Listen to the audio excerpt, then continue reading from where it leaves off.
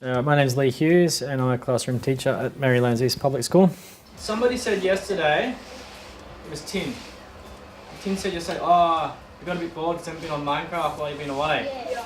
That's understandable. I don't think I could teach without technology. It would be, I think, less engaging for the students, definitely less engaging for me, and it'd be locked inside the classroom in terms of who you're communicating your work to. Okay, well, Minecraft is it's classified as a sandbox game. If you travel to the east, the world will keep generating to the east as far as you travel. I started using Minecraft for project-based learning when I had a kindergarten in Year 1 class a few years ago, 2014.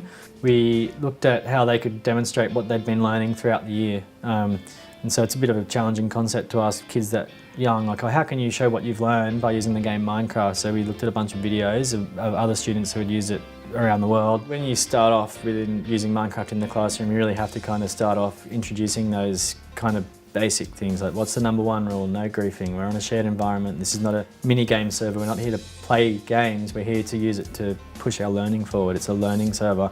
So you introduce those kind of rules to begin with. Once the students are really familiar with it, the way I kind of approach it, if it's on a lesson-based kind of approach like you saw today, I'll explicitly introduce the content or revise the content like it was in today's case, and then get the students to come and answer questions and have a class discussion around the content. Make sure that I'm reasonably confident that most of them know what they're doing, or if they don't know what to do or what they're doing, that they're comfortable with coming to me and asking for help. And then I'll get them to go and use their workbooks to demonstrate the content that we've just discussed. Once they've brought it to me and I'm satisfied that either know they've got a decent enough understanding of what they're doing, then I'll ask them to go and demonstrate it within Minecraft. I find technology really useful in the classroom in terms of getting kids to be able to share their work with people outside of the classroom. So we collaborate with people all over the world, and we communicate with them as well through social media. We have a class Twitter account, blogging, all of that sort of stuff, and having the devices in the classroom for kids to write in their books, which is also important, but then be able to take that writing and find a wider audience for it. So I definitely find it useful. We go and research the stories, obviously, and then that in itself is an online, you go online to find, we use the site called Dust Echoes by the ABC to look at the Dreamtime stories, and then they'll get together and they'll they'll use Google Slides to collaborate on a presentation about the theme of their story, the main message of the story, the script that they're going to write as part of their screencast. Then they'll go off and use Minecraft server to build the game.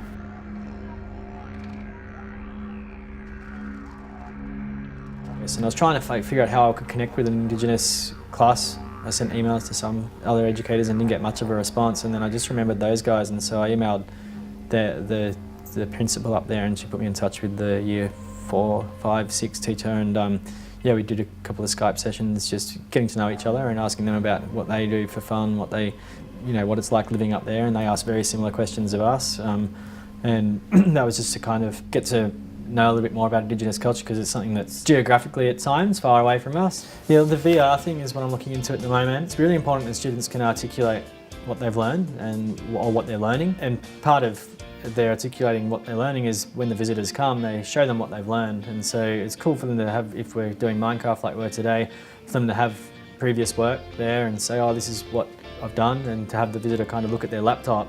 But to have a visitor come and then strap on a VR headset and then actually walk through our student work while the student then articulates what they've learned around the curriculum, what they're actually walking through, then the visitor's going to have a virtual reality experience, and I can see that being more and more common in the future. Really, at the bottom end of it is about following your passion, and so I think for any students watching this, whether it's Minecraft or technology or art or anything else, is if you've got something you really enjoy doing, just really don't be afraid to pursue it, because if you enjoy what you do and you're passionate about it, you're going to have a really good working life in the future.